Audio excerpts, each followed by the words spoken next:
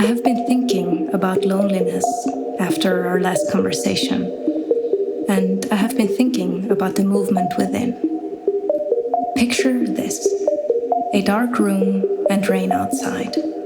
You are alone, sitting in front of a window, listening to the sound of rain and watching droplets flow together into tiny rivers. Beyond this, your solitary double stares back at you from the pane of glass. There is struggle in loneliness. Some might say there is apathy in this picture. This might be so, but maybe there is also something else. It's like running, this loneliness.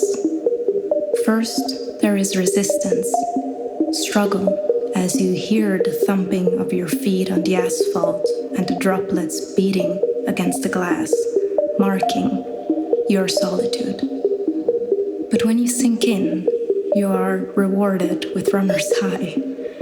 Now, I'm not saying that this is a given, nor am I saying that this is simple.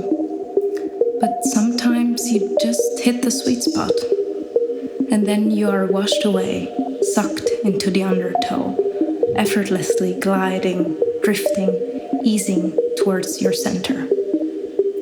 Sometimes there can be movement within loneliness, and there can be some sort of movement within being still. And then after some time you just resurface and your eyes recalibrate and they finally focus on something beyond your own self and your own reflection. And maybe you will call somebody you love, and maybe you will smile, and maybe you will not be still for some time.